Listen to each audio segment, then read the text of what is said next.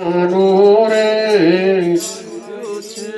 તો જરૂર જવાનું અમારે વાનું રે આવ્યું છે તો જરૂર જવાનું નથી કાયમ રહેવાનું રે આવ્યું છે તો જરૂર જવાનું નથી કાયમ રહેવાનું રે અમારો થઈને કોઈ નથી આવ્યો અમર થઈને કોઈ નથી આવ્યું અમારો થઈને કોઈ નથી આવ્યો અમર થઈને કોઈ નથી આવ્યું આવ્યો કોઈને નથી અહીં થયું રે કોઈને નથી પાયું રે કોઈને અહીં નથી થયું રે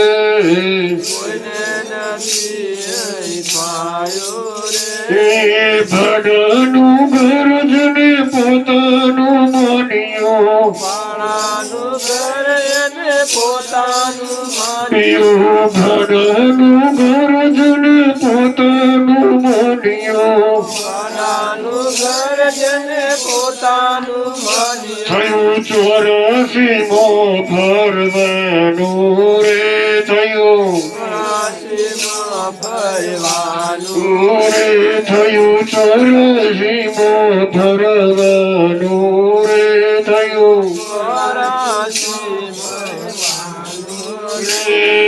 પોતા તત્વનું શરીર બન્યું છે તત્વનું શરીર બન્યું છે પોતા તત્વનું શરીર બન્યું છે તત્વનું શરીર બન્યું છે ઉમર થઈ મેદવાનું રે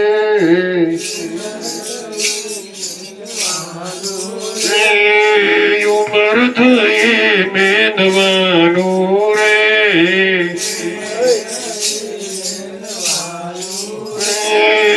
આવ્યું છે તો જરૂર જવાનું નથી કાયમ રહેવાનું રે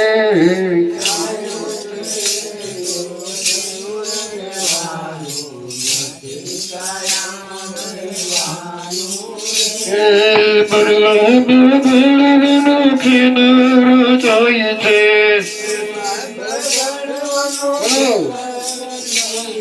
બગડવાનું કિનાર જાય છે બગડવાનું ખેલે થાય છે અંતે તો આવી બનાવવાનું રે તો બનવાનું અંતે તો આવી બનાવવાનું રે તો બનવાનું હે આવ્યો છે તો જરૂર જવાનું નથી કાયમ રહેવાનું રે આવ્યું છે તો જરૂર જવાનું નથી કાયમ રહેવાનું અમર બોધથી અમર થાય છે અમર બોધથી અમર થવાય છે અમર બોધથી અમર થવાય છે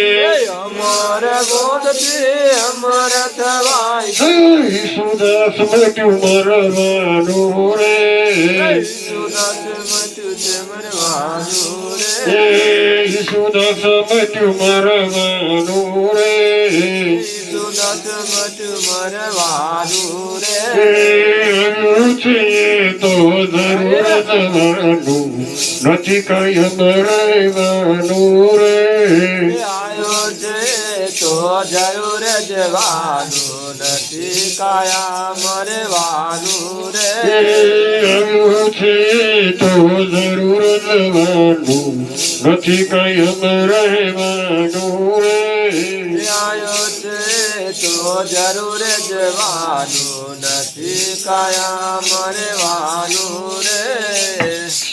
આવ્યું છે એ તો જરૂર જવાનું જવાનું નથી કાયમ રહેવાનું તો આવ્યું શું કહો જોઈ આવ્યું છે શરીર શરીર આવ્યું, બધાનું શું આવ્યું? શરીર આવ્યું. અને દવાનું શું છે? શરીર. અને કોઈનું શરીર કાયમ રહ્યું નહીં, કોઈનું રહેવાનું પણ હે બધાને હજારો વર્ષ થયો, 10,000, કોઈને 5,000, બધાનો નામો બોલે હતા, પણ શરીર કોઈનું બનતું નથી. બધાનો શરીરો આવ્યો ને ગયો ને એમ આપણું શરીર શું થવાનું? જતું રહેવાનું. પણ આપણે આવવાના જવાના કે જવાના? પણ ચારે નહીં તો કે જરા વાતની સમજણ પડશે. હું કોણ છું ને ક્યાંથી આવ્યો ને ક્યાં જવાનું એ ખબર પડશે ત્યારે. અને જો સમજ્યા વગર મરી ગયા બધા પાછા એ જવાના. અને જે મરી ગયા હોય એમના બાપ દાદાનો નામો આપણને ખબર. અને જે અમર છે એ નરસિંહ મહેતા અમર છે, બધા મરે. શરીર અમર નહીં અને અમર છે એટલે એનું નામ બોને ને મીરોભાઈ તાકે તો કરવાનો ઊંઘાવે છે. મીરોભાઈ તાકે અમર હે. કેવો હે? અમર એટલે શું? કોઈ જાણો મરે અને મરે એને અમર કહેવાય નહીં. તો એ મીરોભાઈ અમર અમર એની ખાતરી શું કે એનું નામ અત્યારે બોલે હે. કૃષ્ણ ભગવાને અમર, એનું શરીર નહીં એ અમર, પણ એનું શરીર નહીં. અમર એની ખાતરી શું કે એનું નામ બોલે હે. રામચંદ્ર ભગવાન તકે અમર, એમના ગુરુ વશિષ્ઠ તકે બોલો અમર. સાંદીપની ઋષિ તકે અમર. અખો ભગત તકે અમર. ગંગા સતી તકે અમર. પોનમય તકે અમર. ખોડિયાર માં તકે અમર. માં કાળી તકે. આ બધું જેટલો નામો બોલાય છે બધો કેવો હે? અમર હે. ચમ કે મરેલાનું નામો આપણને ખબર નહીં. અને જે અમર છે એને આપણે જોયા નહીં, જાણ્યા નહીં, હે તોય એમનું નામો આપણે લઈએ છીએ, એમના ગુણ કહીએ છીએ. એનું પ્રમાણ શું તાકે એવાય અમર છે. એટલા ભજન કહ્યું ને, દેવું રામ નામ બુદ્ધિ નહીં દવાનો, બુદ્ધિ નહીં દવાનો કાય પડે અમર રેવાનું, કાય પડે અમર રેવાનું. તો જેને નોમ લીધું અને જેને નોમ પાડ્યું એ બધા કેવા હે? અમર હે. તો એ નોમની પ્રાપ્તિ કથી થાય? સદગુરુના બોધમાં થાય. તો સુધી એ નોમ બધા નોમ વગર મરી જાય છે એટલે કોઈ અમર થતા નહીં. પણ નોમ દેવાનું હે તો નોમ અમર રહેશે. કાયમ નથી કોઈ રહેવાનું. અમર થઈને કોઈ નહીં. રામ ને કૃષ્ણ ને મીરો ને તુકા ને જનો ને પીપો ને કબીર ને બધા જે સંત મહાપુરુષો જે કોઈ થયા એ બધા અમર થઈને નતા આયા. અમર થઈને આયા નતા. એ તો એમણે સદગુરુ મહારાજ બન્યા. સદગુરુ મહારાજ ની સમજણ પ્રાપ્ત થઈ અને સદગુરુના બોધ વડે બધા કેવા થઈ ગયા? અમર થઈ ગયા. બરાબર. એમ તમે અને હું જો સદગુરુની વાતની જયારે સમજણ પ્રાપ્ત કરીશું અને એ વાત આપણા હૃદયમાં બેસી જશે અને એ નામ જે મહારાજે નિજ નામ નક્કી કરાવ્યું હતું જેમ છે તેમ અખંડ અનુભવ એનો રહેશે તો અમર થવાના. કેવા થવાના? અને જો આ નક્કી ના થયું તો પાછા મરી જવાના હે. મરી જવું છે કમર રહેવું છે એ કોના હાથની વાત છે? આ બધાને અમર થવા માટે કરવાનું. શા માટે? અમર થવા માટે. અમર થઈને કોઈ નહીં આવ્યું અને કોઈને અહીં નહીં પાછું. ચમ કે આ શરીર જૂનું થઈને એટલે તરત ક્યાંક ભગવાન નહીં દે, ભગવાન નહીં દે. પણ હારા કર્મ કર્યા હોય તો ભોગ્યા વગર ભગવાન ચમ ન દે? ભગવાન દે એવો તું હોય તો તને દે.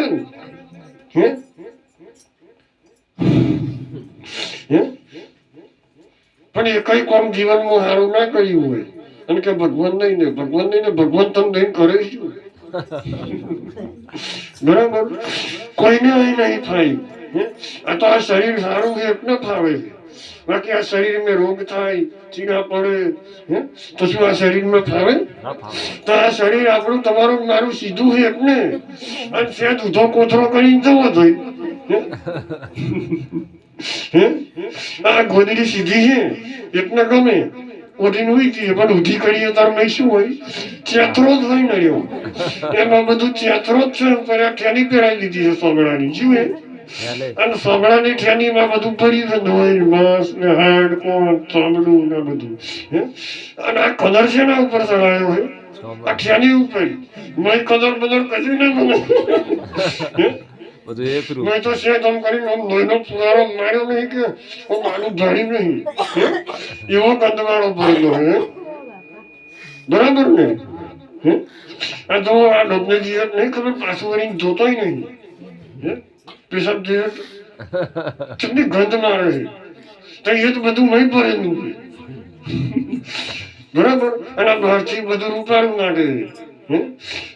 આખું જીવન આ ગંદવાળામાં જ કઈ મૂકશું આપણે. જો એટલે કહીએ છે કે આ શરીરની બહાર થોડાક નીકળો તો ખબર પડે, પણ બસ શરીરના સુખે સુખી, શરીરના દુખે દુખી, આવું આપણું જીવન જે તમને પાર આવે,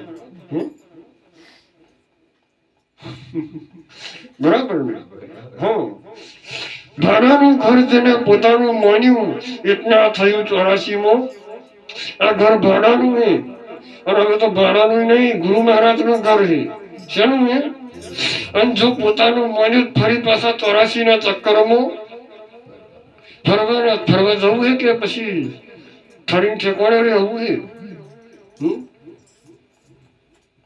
એટલે નટવર બાપુએ કહ્યું કે જેને સદગુરુ સાચા મળ્યા છે, ફેર ફૂંદડીઓ સીધોને ફરે. જેને સદગુરુ સાચા મળ્યા છે એટલે ફેર ફૂંદડીઓ શું દેવા ફરે?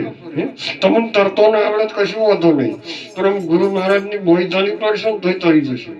શું આપણને નાવડી રાખતો ના આવડે ચિંતા કરવાની નહીં, પણ નાવને હરખા હરખા બેસી રહેવાનું, કૂદી નહીં પડવાનું, બરાબર? આ કૂદી પડ્યા બધા ડૂબવાના, અને જે હરખા બેસી રહ્યા તો નાવિક ચલાવશે નાવડી આપણી, આપણે ખાલી બેસી રહેવાનું. શું કરવાનું?